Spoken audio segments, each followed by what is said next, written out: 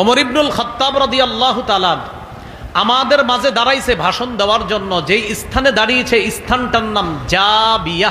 কি নাম? জাবিয়া নামক একটা স্থানে দাঁড়িয়েছে।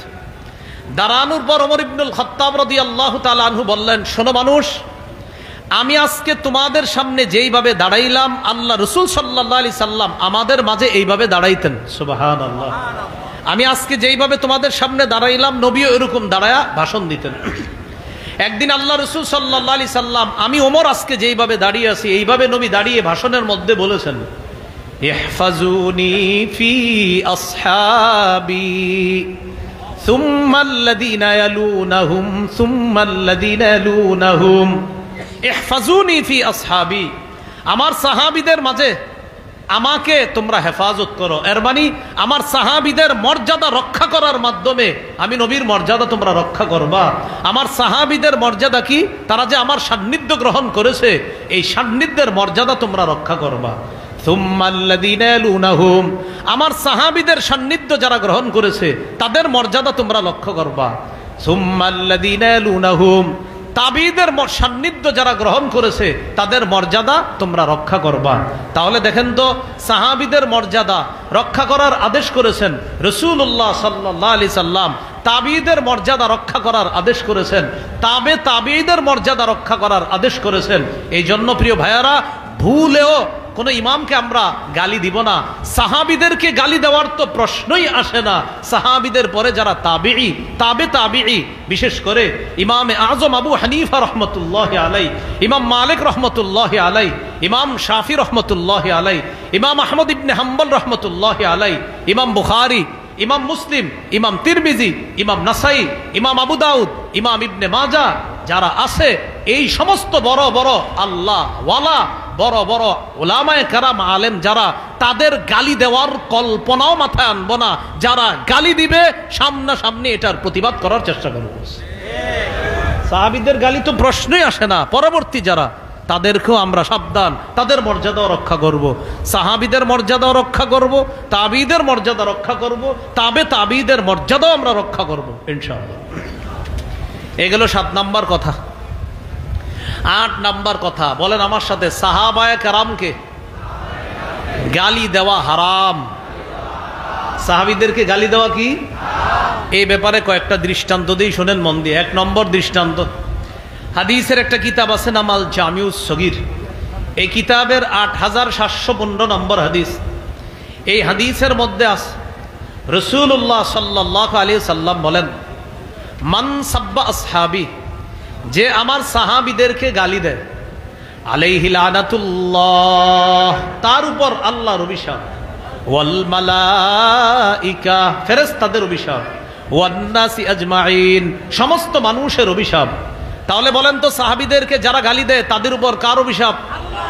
2, কাদের অভিশাপ? ফেরেশতা। 3, সমস্ত মানুষের। এটা একটু বলবেন মনে রাখার জন্য। সাহাবীদেরকে যারা গালি দেয় তাদের উপর কার অভিশাপ? এরপরে কার অভিশাপ? 3 নাম্বার কার অভিশাপ? মানুষের। মনে থাকবেন ইনশাআল্লাহ। তাহলে সাহাবীদেরকে গালি দেওয়ার চিন্তা কখনো মাথায় আনবো? তাবিদেরকে, তাবিদেরকে না, তাদের মর্যাদা আমরা রক্ষা করব, তাদেরকে আমরা গালি দিব না। তো সাহাবীদেরকে গালি দেওয়া হারাম, একটা দৃষ্টান্ত পাইলাম। 2 নাম্বার দৃষ্টান্ত, সাহাবীদেরকে গালি দিতে রাসূল সাল্লাল্লাহু আলাইহি সাল্লাম সরাসরি নিষেধ করছে। সহিহ বুখারী 3673 নম্বর হাদিস। এই হাদিসের মধ্যে আছে রাসূলুল্লাহ সাল্লাল্লাহু আলাইহি সাল্লাম বলেন, লা তাসুব্বু আসহাবি, মানুষ সাবধান, আমার সাহাবীদেরকে গালি দিও না। দেখেন তো কত গুরুত্বপূর্ণ কথা নবী কেমনে বলতেছে, লা তাসুব্বু আসহাবি, আমার সাহাবীদেরকে গালি দিও না তোমরা। ফালাউ আদনা আহাদাকুম আনফাকা মিসলা যাহাবিন উহুদা, তোমাদের কেউ যদি উহুদ পাহাড় পরিমাণ স্বর্ণ আল্লাহর রাস্তায় সদকা করো, দান করো। আমাদের এই জায়গার কেউ উহুদ পরিমাণ স্বর্ণ আল্লাহর রাস্তায় দান করছে, মনে করেন করে ফেলছেন। নবী বলেন, মা বালাগা মুদ্দা আহাদিহিম ওয়ালা নাসিফা, আমার সাহাবীদের 1 মুদ পরিমাণ, সামান্য একটু পরিমাণ দান, সামান্য একটু পরিমাণ দান করার যেই সওয়াবটা আছে, তোমরা উহুদ পাহাড় পরিমাণ স্বর্ণ দান করেও আমার সাহাবীর ওই সামান্য পরিমাণ সওয়াবের কাছেও বুঝতে পারবে না। সামান্য একটু। তাহলে লা তাসুব্বু আসহাবি, সাহাবীদেরকে গালি দিও না। সোজা কথা ভাই, সাহাবীদেরকে নবী গালি দিতে নিষেধ করছে, বাস, এরপরে তো আর কোনো কথাই থাকে না, সাহাবীদেরকে গালি দেওয়া নিষেধ। 3 নাম্বার দৃষ্টান্ত, এটা আমার সাথে একটু বললে মনে থাকবে, বলেন। নবীজির সাথে সাহাবায়ে কেরামের আমল ছাড়া সামান্য অবস্থান, মানে আমল ছাড়া অবস্থান মানে আমি আপনার পাশে বসে রয়েছি, কোনো আমল করতেছি না, এমনি বসে রয়েছি।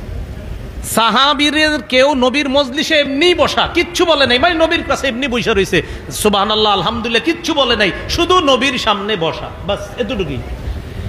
আব্দুল্লাহ ইবনে আব্বাস রাদিয়াল্লাহু তাআলা আনহুমার বর্ণনা, তাখরিজ শরহিত তাহায়া 693 নম্বর হাদিসের মধ্যে তিনি বলেন, লা তাসুব্বু আসহাবা মুহাম্মাদিন সাল্লাল্লাহু আলাইহি ওয়াসাল্লাম, তোমরা মুহাম্মদ সাল্লাল্লাহু আলাইহি সাল্লামের সাহাবীদেরকে গালি দিও না। শোনো, ওয়াল্লাহ, আল্লাহর কসম, লামুকামু আহাদিহিম মাআহু সাআতান, ইয়ানি মা'আন নবী সাল্লাল্লাহু আলাইহি ওয়াসাল্লাম খায়রুম মিন আমালি আহাদিকুম 40 সানা। নবীর সাহাবী নবীর কাছে বসা, এমনি বসা রয়েছে, কোনো ইবাদত বন্দেগী কিচ্ছু করে না, এমনি বসা।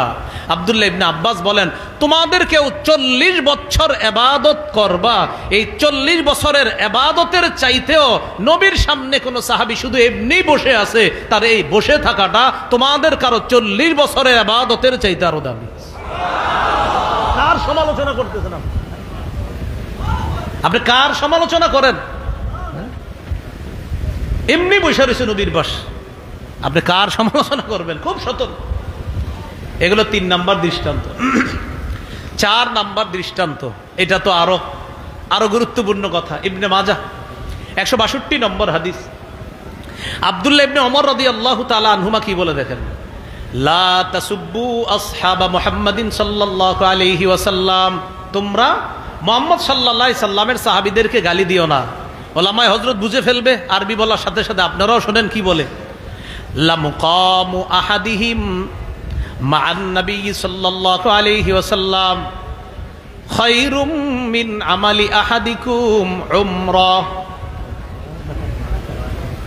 কি বলে দেখেন, তোমাদের কেউ সারা জীবন ইবাদত করবা, সারা জীবন ইবাদত করবা, এই সারা জীবন ইবাদত করলে যেই সওয়াব, নবীর সাথে একজন সাহাবী শুধু এমনি বসে রইছে, তোমার সারা জীবনের ইবাদতের চাইতে ওই সাহাবীর নবীর সাথে সামান্য সান্নিধ্য আল্লাহর কাছে আরো দামি। কার সমালোচনা করবে? 5 নাম্বার দৃষ্টান্তটা দেই আর একটু। আমরা বয়স পাই আর কত, 60 70, নূহ নবী 1000-এর উপরে বয়স, তো এটা একটু শোনেন। এই হাদিসটা আরো সহিহ ইবনে হিব্বান হাদিসের কিতাব 7256 নম্বর হাদিস। এই হাদিসটি মন দিয়ে শুনেন। রাসূলুল্লাহ সাল্লাল্লাহু আলাইহি সাল্লামের এক সাহাবী, তার নাম মুগীরা ইবনে শুবা রাদিয়াল্লাহু তাআলা, তিনি কুফার এক মসজিদে বসা। নাম কি? মুগীরা ইবনে শুবা। হাদিসটি আবু দাউদের মধ্যে আছে, 4650 নম্বর হাদিস, 4650 4650 নম্বর হাদিস আবু দাউদের। যিনি বর্ণনাকারী তার নামটা আমি বলি, যদি মনে রাখতে পারেন আল্লাহ মনে রাখার তৌফিক দান করেন। রিয়াহ ইবনুল হারিস, রিয়াহ ইবনুল হারিস তিনি বর্ণনা করেন, কুনতু কাঈদান ইনদা ফুলানিন ফি মসজিদিল কুফা, আমি কুফার মসজিদে অমুকের কাছে মানে মুগীরা ইবনে শুবা রাদিয়াল্লাহু তাআলা আনহুর কাছে বসা। ফাজাআ সাঈদ ইবনু যায়েদ ইবনি আমর ইবনি নুফাইল, ইতিমধ্যে মুগীরা ইবনে শুবা রাদিয়াল্লাহু তাআলা আনহুর কাছে রাসূল সাল্লাল্লাহু আলাইহি সাল্লামের অপর আরেকজন সাহাবী আসছে, তার নাম সাঈদ ইবনে যায়েদ। মুগীরা ইবনে শুবা রাদিয়াল্লাহু তাআলা আন কুফার মসজিদে বসা, ইতিমধ্যে তার কাছে আরেকজন সাহাবী আসছে, তার নাম সাঈদ ইবনে যায়েদ। তো মুগীরা ইবনে শুবা তার সামনে কুফাবাসীও বসা। ইতিমধ্যে ফাজাআ রাজুলুম মিন আহলিল কুফা, কুফার এক লোক আসছে কোথায়? ওই মুগীরা ইবনে শুবা রাদিয়াল্লাহু তাআলা আনহুর কাছে। মুগীরা ইবনে শুবা রাদিয়াল্লাহু তাআলা আনহু খাটের উপরে, তার পায়ের কাছে বসছে আরেক সাহাবী, তার নাম সাঈদ ইবনে যায়েদ। তো ওই মুহূর্তে কুফার আরেক ব্যক্তি আসছে মসজিদের মধ্যে। আসার পর ফাসাব্বা ওয়া সাব্বা, একটু নাউজুবিল্লাহ পড়েন। এই ব্যক্তি আসার পর গালি দেওয়া শুরু করছে। কুফার এক ব্যক্তি আসছে, আসার পর গালি দেওয়া শুরু করছে। তো নবীর এক সাহাবীর সামনে যখন কুফার লোকটা গালি দিল, খুব বুঝেন, মুগীরা ইবনে শুবা রাদিয়াল্লাহু তাআলা আনহু আর সাঈদ ইবনে যায়েদ, দুই সাহাবী একসাথে আছে। তাদের সামনে আইসা আরেক ব্যক্তি আইসা গালি দেওয়া শুরু করছে। তো সাঈদ ইবনে যায়েদ মুগীরা ইবনে শুবা রাদিয়াল্লাহু তাআলা আনহুকে জিজ্ঞাসা করলেন, মাইয়াসুব্বু, এই লোক কাকে গালি দেয়? তো তিনি জবাব দিলেন, ইয়াসুব্বু আলিয়া, তিনি আলী রাদিয়াল্লাহু তাআলা আনহুকে গালি দেয়। জোরে বলি নাউজুবিল্লাহ। কুফার লোকটা কাকে গালি দেয় ভাই? আলী রাদিয়াল্লাহু তাআলা। তো এই কথা শোনার পর সাঈদ ইবনে যায়েদ বললেন, আলা আরা আসহাব রাসূলিল্লাহি সাল্লাল্লাহু আলাইহি ওয়াসাল্লাম ইউসাব্বুনা ইনদাকা আফালা তুনকিরু ওয়ালা তুগাইর। আপনার সামনে নবীর সাহাবীকে গালি দেয়, আপনি কিছু বলেন না কেন? এক সাহাবী আরেক সাহাবীকে বলতেছে, আপনার সামনে নবীর সাহাবী হযরত আলীকে গালি দেওয়া হচ্ছে, আপনি কিছু বলেন না? এই কথা বলার পর সাঈদ ইবনে যায়েদ বলেন, আমি আল্লাহ রাসূলকে বলতে শুনেছি, আবু বকরিন ফিল জান্নাহ ওয়া উমারু ফিল জান্নাহ ওয়া উসমানু ফিল জান্নাহ ওয়া আলিয়ুন ফিল জান্নাহ। সুবহানাল্লাহ। 10 জন সাহাবীর নাম বলে ফেলছে। নবীজি বলছেন আবু বকর জান্নাতি, ওমর জান্নাতে, উসমান জান্নাতে, আলী জান্নাতে। আর এই লোক হযরত আলীকে গালি দিতেছে, নাউজুবিল্লাহ। নবীর সাহাবীকে কিভাবে গালি দেয়? এবার সর্বশেষ কি বলে দেখেন, শুনেন। লামাশহাদু রাজুলিম মিনহুম মা'আন নবী সাল্লাল্লাহু আলাইহি ওয়াসাল্লাম ইয়াগবারু ওয়াজহুহু। এই হাদিসটি বুঝতে হবে, এই অংশটা সবাই একটু আমার দিকে তাকান, এই অংশটা বুঝতে হবে। নবীর সাহাবী নবীর সামনে আছে, নবী রাগ করছে সাহাবীর উপর। তাহলে বলেন তো সাহাবীর উপস্থিতিটা এটা কি অবস্থায়? রাগ অবস্থায়। বলেন কি অবস্থায়? সাঈদ ইবনে যায়েদ বলেন, নবীর কোন একজন সাহাবী নবীর কাছে উপস্থিত হয়েছে এমন অবস্থায় যে ইয়াগবার ওয়াজহুহু, নবী রাগান্বিত অবস্থায় আছে। তো তিনি বলেন, নবী রাগের অবস্থায় তার কোন সাহাবী নবীর সামনে উপস্থিত থাইকা যেই ফজিলত অর্জন করে, সাহাবী নবীর সামনে উপস্থিত এমন অবস্থায় যে নবী রেগে আছে, কয় রেগে থাকা অবস্থায়ও নবীর কোন সাহাবী নবীর সামনে উপস্থিত থাকা খায়রুম মিন আমালি আহাদিকুম উমরা ওয়ালাউ উম্মিরা উমারা নূহ। তোমাদের কেউ যদি নূহ নবীর হায়াত পাও, এই নূহ নবীর হায়াত পেয়ে যদি এই পরিমাণ আমল করো, নবীর কোন সাহাবী নবীর সামনে রাগান্বিত অবস্থায় যদি নবীর সামনে থাকে, তবু ওই উপস্থিতির যেই মর্যাদা, তোমাদের কেউ নূহ নবীর হায়াত পেয়েও যদি আমল করো, এই আমল করেও নবীর এক সাহাবীর শুধু উপস্থিতির সমপর্যায়ে যেতে পারবে না। হাদিসটি আপনারা বুঝছেন? সাহাবী যে নবীর সামনে আছে, সান্নিধ্যটা কি? নবীজি কি হাসতেছে না রাগান্বিত অবস্থায়? এই রাগের অবস্থায় নবীর কোন সাহাবী নবীর সামনে আসে, এই অবস্থায় থাকাটাও যে কত ফজিলত সাহাবীর জন্য। তোমরা যদি নূহ নবীর জীবন পাও, এই জীবন পেয়েও যদি খালি আমল করো, তাও তোমাদের এই সারা জীবনের আমলের চাইতে ওই রাগের মুহূর্তে নবীর সামনে কোন সাহাবীর উপস্থিত থাকা এটা আরো দামি। রাগের অবস্থায় আছে, বুঝছেন? হাদিসটা কি বলছে? রাগের অবস্থায়। তো খুশি অবস্থায় থাকলে নবী তার সাহাবীর সাথে রাগ করছে, হ্যাঁ তুমি এরকম করো ওরকম কোনো, মনে রাগ করছে মনে করেন, কয় রাগের সময়ও সাহাবী নবীর সামনে আছে, মিয়া তোমরা যদি নূহ নবীর হায়াত পাও তাও যদি আমল করো, ওই রাগের অবস্থায় সান্নিধ্যটার যে মর্যাদা, সেই মর্যাদায় বুঝতে পারবো না।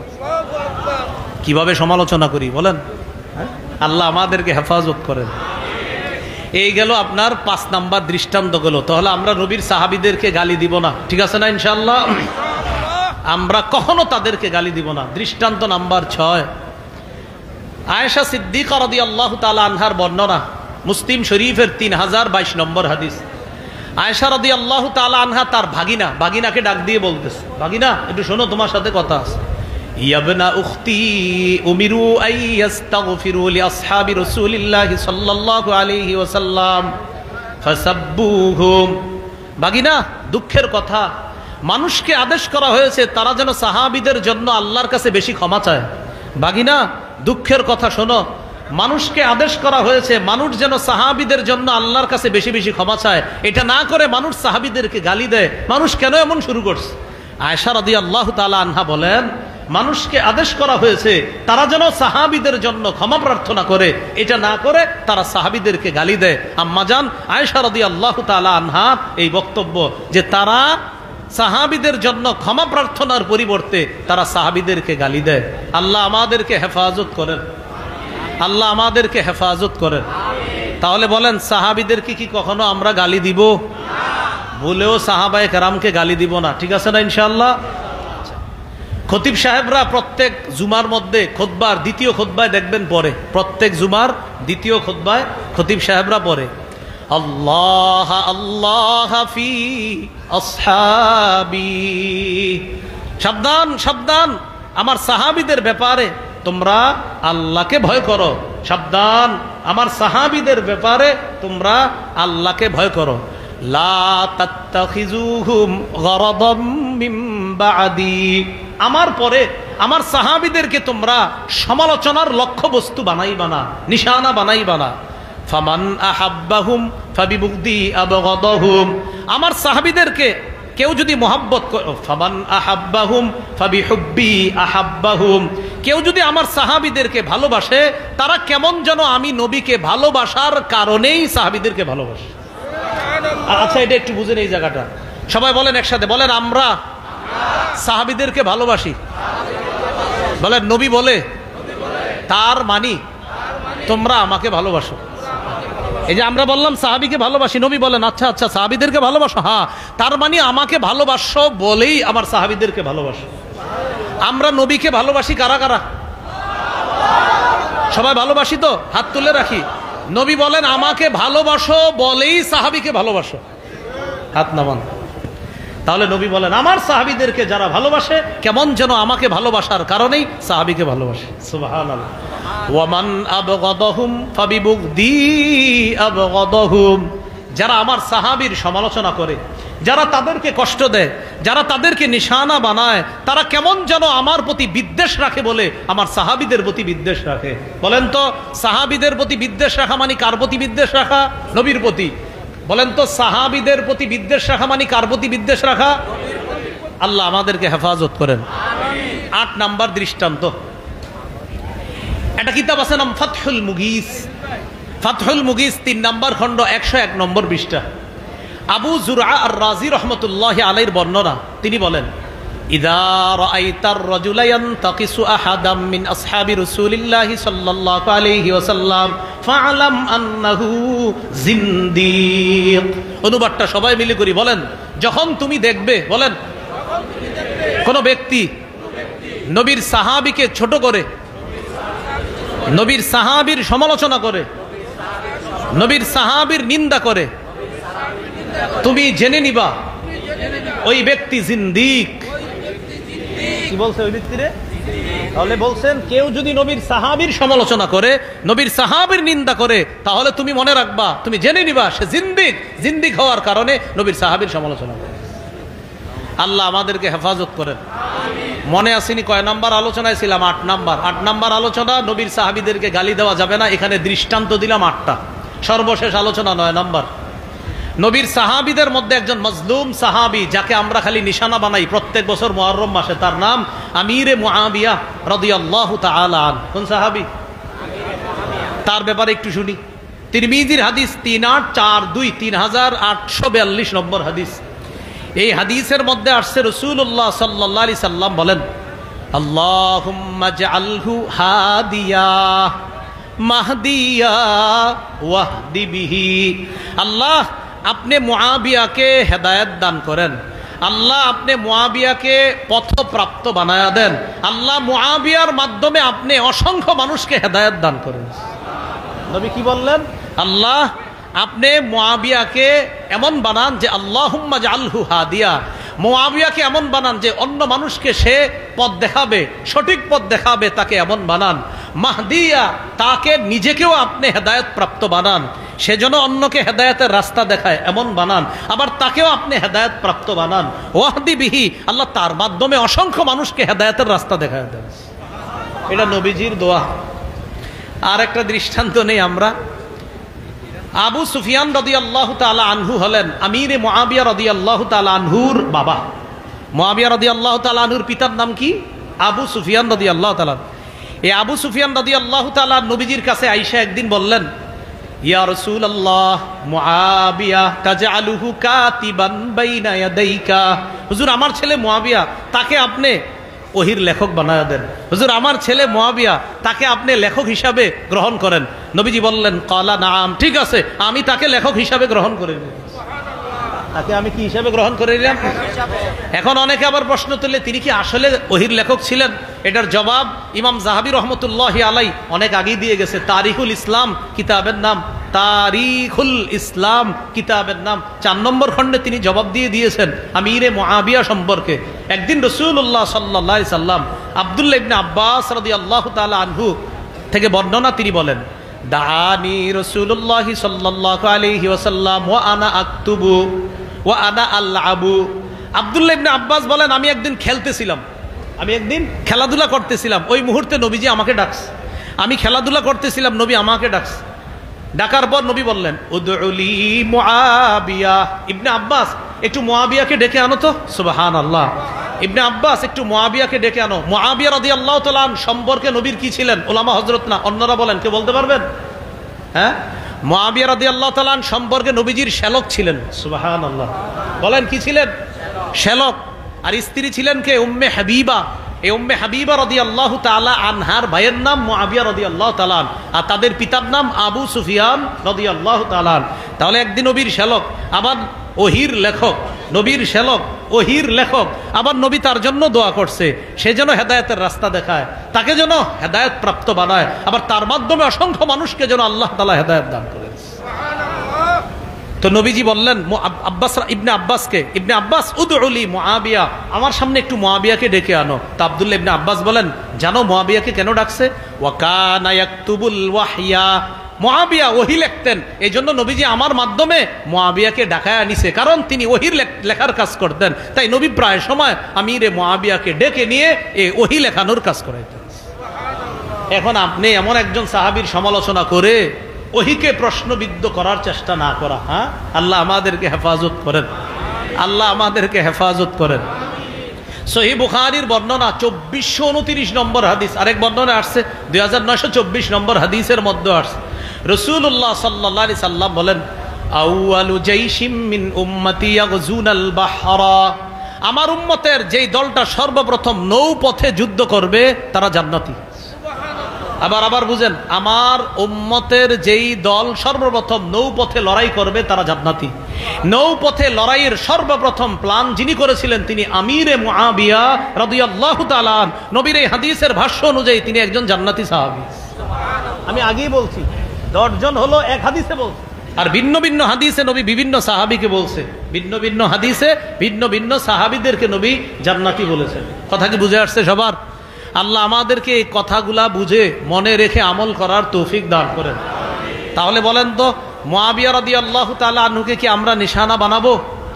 আব্দুল্লাহ ইবনে আব্বাস রাদিয়াল্লাহু তাআলা আনহুমা তার ব্যাপারে বলছেন, সহিহ বুখারীর বর্ণনা 3765 নম্বর হাদিসের মধ্যে বলছেন ইন্নাহু ফকিহ, মুআবিয়া একজন ফকিহ সাহাবী। তার সম্পর্কে বলছেন মুআবিয়া একজন ফকিহ সাহাবী। তাহলে আমিরে মুআবিয়া রাদিয়াল্লাহু তাআলা আন যার ব্যাপারে বলছেন তিনি একজন ফকিহ সাহাবী, তার ব্যাপারে আমরা সমালোচনা করব না। আল্লাহ আমাদেরকে হেফাজত করেন। মনে রাখবেন ওমর ফারুক রাদিয়াল্লাহু তাআলা আনহুর জামানায় ফিলিস্তিন বিজয় হলো, যাকে গভর্নর বানাইলেন আবু উবাইদা ইবনুল জাররাহ, তিনি ইন্তেকাল করলেন। তারপরের গভর্নর ইন্তেকাল করলেন, তারপরের গভর্নর ইন্তেকাল করলেন। এরপরে গভর্নর হয় যিনি, তিনি আমিরে মুআবিয়া রাদিয়াল্লাহু তাআলা। 19 হিজরিতে আল্লাহ তাআলা আমিরে মুআবিয়া রাদিয়াল্লাহু তাআলা অসাধারণ বিচক্ষণতা আর কৌশলের মাধ্যমে গোটা সিরিয়াটা আল্লাহ মুসলমানদের হাতে দিয়ে দিয়েছে। মুআবিয়া রাদিয়াল্লাহু তাআলা, আমি মুআবিয়া রাদিয়াল্লাহু তাআলা সম্পর্কে আলাদা একটা আলোচনা করা, এটা আলাদা একটা সাবজেক্ট, এটা আলাদা একটা বিষয়, যে তিনি কি পরিমাণ অবদান রাখছে মুসলমান জাহানের জন্য, মুসলিম জাহানের জন্য কি পরিমাণ অবদান রাখছে। যাই হোক, আজকে আমাদের মূল অংশটা চলে আসছে, সেটা হলো সাহাবায়ে কেরামের সমালোচনা করা যাবে না। আমি গোটা আলোচনাটা একভাবে বলে দেই, সর্বশেষ অনেকে আসছিলেন, খুব মন দিয়ে শোনেন। আমি শুরু করেছিলাম ইমাম শাফি রহমতুল্লাহ আলাইহির একটা বক্তব্য দিয়ে। যারা ছিলেন শুরু থেকে দেখি তাদের মনে আছে কিনা, ইসলাম কিসের মতো? ঘরের একটা কি আছে? ইসলাম নামক ঘরের দরজা। সাহাবীদেরকে কষ্ট দেওয়া মানে ঘরের দরজাকে কি করা? ঘরের দরজা ছিদ্র করে কি ভালো মানুষ ঢুকে? তাহলে ঘরের দরজা ছিদ্র করা যাবে না। ঠিক আছে, হ্যাঁ। এরপরে আমরা 9টা অংশে আলোচনা করছি। 1 নাম্বার সাহাবীদের প্রতি খুশি কে? আল্লাহ। 2 নাম্বার সাহাবায়ে কেরামের রুকু সেজদার প্রশংসা করেছেন কে? আল্লাহ। 3 নাম্বার সাহাবায়ে কেরাম কাদের নির্বাচিত বান্দা? আল্লাহ। 4 নাম্বার সাহাবায়ে কেরাম গোটা উম্মতের মধ্যে শ্রেষ্ঠ উম্মত, এই কথা কোরআনে বলেছেন কে? আল্লাহ। 5 নাম্বার এই উম্মতের নিরাপত্তা স্বরূপ কারা? 6 নাম্বার এই উম্মতের জন্য কল্যাণ কারা? এই তো মাশাআল্লাহ আপনাদের মনে আছে, উম্মতের জন্য কল্যাণ কারা বলেন? হ্যাঁ, এই 6 নাম্বার গেছিল এটা, এই উম্মতের জন্য কল্যাণ সাহাবারা। 7 নাম্বার সাহাবীদের মর্যাদা রক্ষা করার আদেশ করেছেন নবী, এটা 7 নাম্বার। 8 নাম্বার সাহাবীদেরকে গালি দেওয়া হারাম, এখানে আমরা 8টা দৃষ্টান্ত বলেছিলাম, লম্বা আলোচনা। 9 নাম্বার সাহাবীদের মধ্যে একজন সাহাবী, তার নাম আমিরে মুআবিয়া, তার সন্তানের অন্যায় কর্মকাণ্ডের কারণে বাবা মুআবিয়া রাদিয়াল্লাহু তাআলা আনহুকে অনেকে নিশানা বানায়। এই অংশে আমরা ভুলটা করব না। হুসাইন রাদিয়াল্লাহু তাআলা আনহুর শহীদ, তার শাহাদাত, এটা আমাদেরকে কষ্ট দেয়, আমাদের হৃদয়ে রক্তক্ষরণ হয় তার শাহাদাতে। তার শাহাদাতকে কেন্দ্র করে ইয়াজিদ যে অন্যায় করেছে, কোনো সন্দেহ নাই ইয়াজিদ অন্যায় করেছে। ইয়াজিদের জুলুম নিয়ে অবশ্যই আলোচনা হওয়া দরকার, ওবায়দুল্লাহ বিন জিয়াদের আলোচনা নিয়ে আলোচনা দরকার, শিমারের জুলুম নিয়ে আলোচনা দরকার।